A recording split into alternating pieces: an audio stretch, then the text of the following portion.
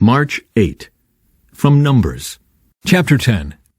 Now the Lord said to Moses, "Make 2 trumpets of hammered silver for calling the community to assemble, and for signaling the breaking of camp.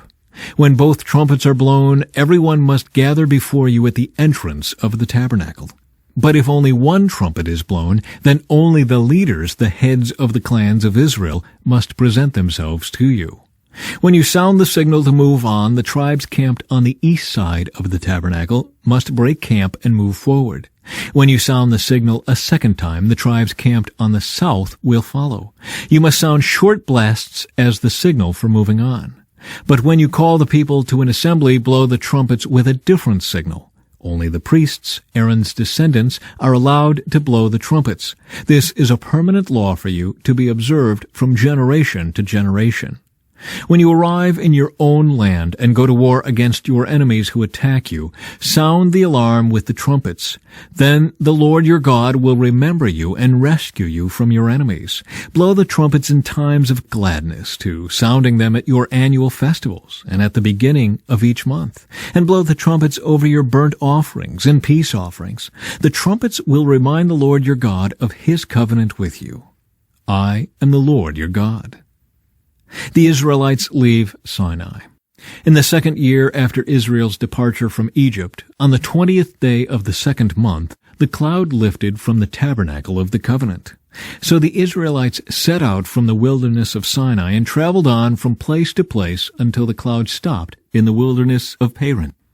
When the people set out for the first time, following the instructions the Lord had given through Moses, Judah's troops led the way.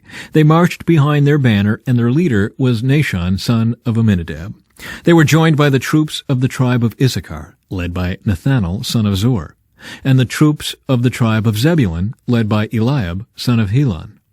Then the tabernacle was taken down, and the Gershonite and Merarite divisions of the Levites were next in the line of march, carrying the tabernacle with them.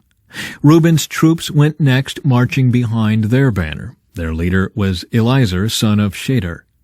They were joined by the troops of the tribe of Simeon, led by Shelomiel, son of Zurishaddai, and the troops of the tribe of Gad, led by Eliasaph, son of Duel. Next came the Kohathite division of the Levites carrying the sacred objects from the tabernacle. Before they arrived at the next camp, the tabernacle would already be set up at its new location. Ephraim's troops went next, marching behind their banner. Their leader was Elishama, son of Ammihud. They were joined by the troops of the tribe of Manasseh, led by Gamaliel, son of Pedazur, and the troops of the tribe of Benjamin, led by Abidan, son of Gideoni. Dan's troops went last, marching behind their banner and serving as the rear guard for all the tribal camps. Their leader was Ahiezer, son of Ammishaddai. They were joined by the troops of the tribe of Asher, led by Pagiel, son of Ochran, and the troops of the tribe of Naphtali, led by Ahira, son of Enan. This was the order in which the Israelites marched, division by division. One day Moses said to his brother-in-law, Hobab, son of Reuel the Midianite, "We are on our way to the place the Lord promised us, for he said, 'I will give it to you. Come with us, and we will treat you well, for the Lord has promised wonderful blessings for Israel.' But Hobab replied, 'No, I will not go. I must return to my own land and family.' 'Please don't leave us,' Moses pleaded. 'You know the places in the wilderness where we should camp. Come, be our guide. If you do, we'll share with you all the blessings the Lord gives us.' They marched for 3 days after leaving the mountain of the Lord, with the ark of the Lord's covenant moving ahead of them to show them where to stop and rest. As they moved on each day, the cloud of the Lord hovered over them.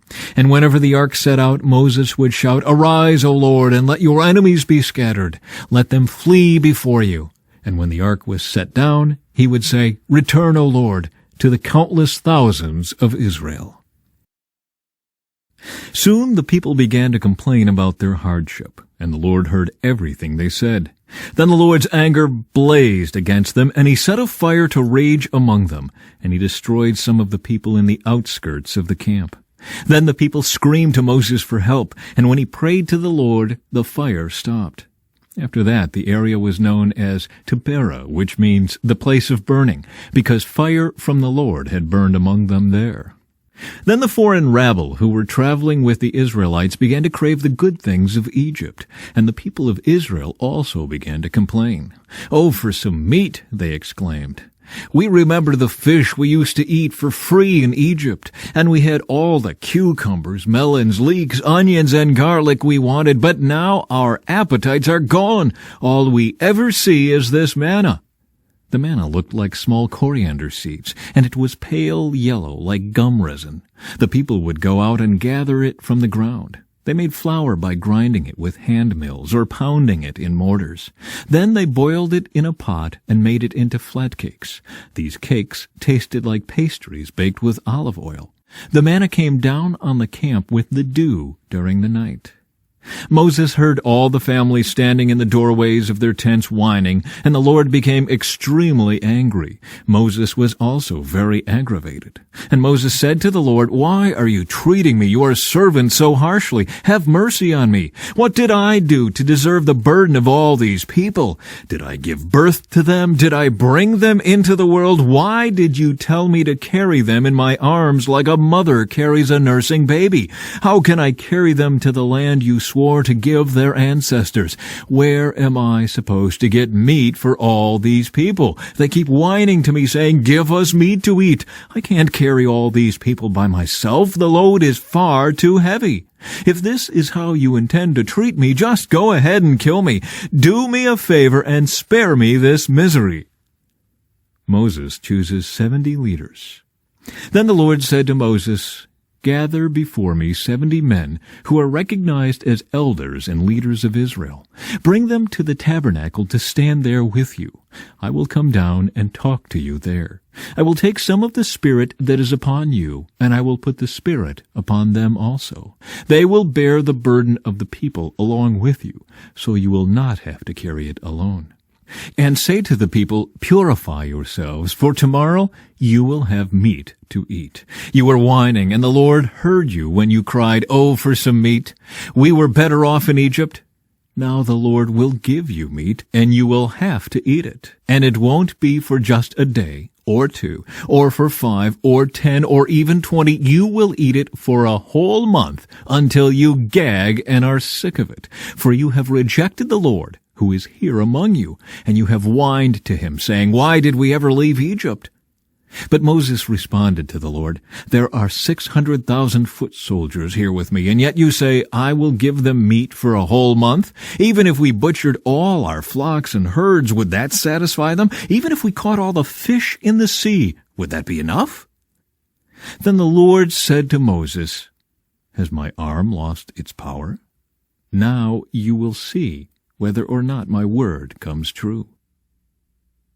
From Mark, chapter 14. It was now 2 days before Passover and the festival of unleavened bread. The leading priests and the teachers of religious law were still looking for an opportunity to capture Jesus secretly and kill him. But not during the Passover celebration, they agreed, or the people may riot.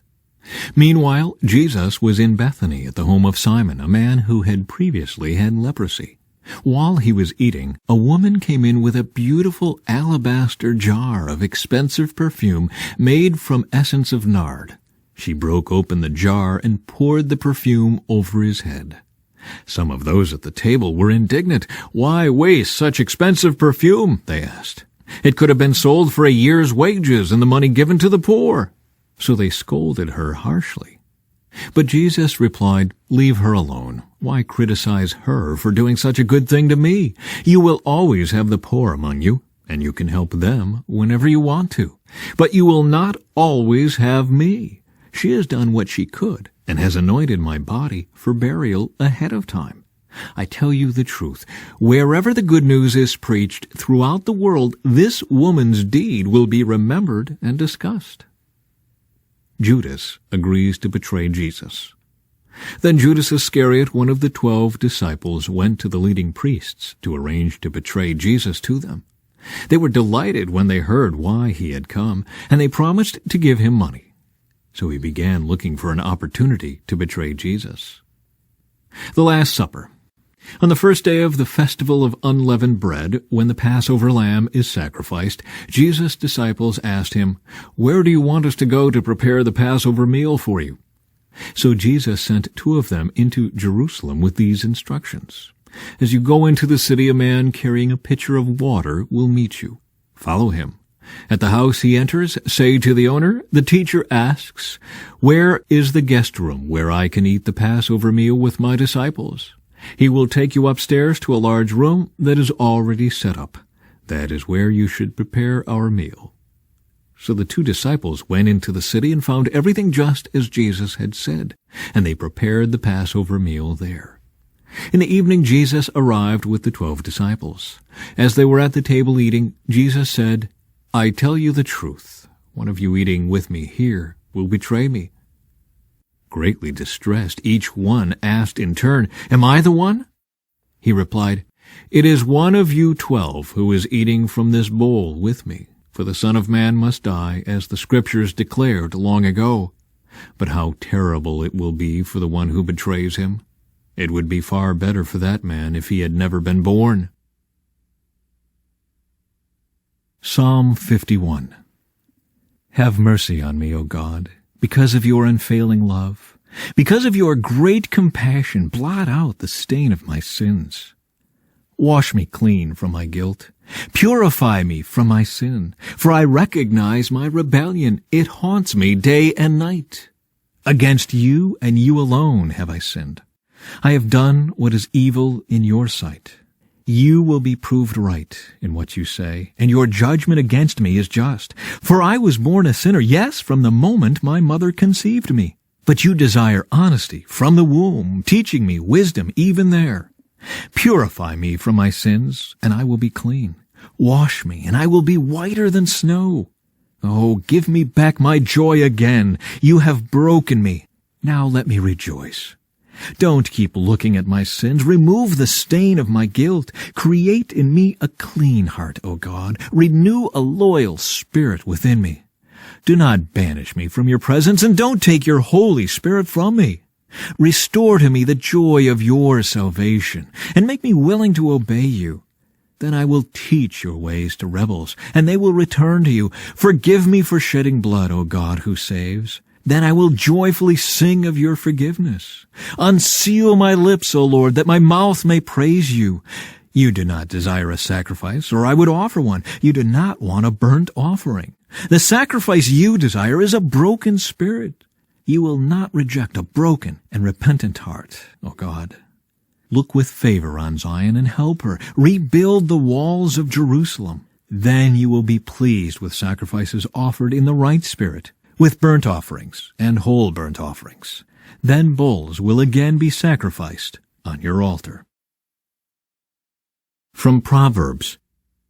The mouth of the godly person gives wise advice, but the tongue that deceives will be cut off.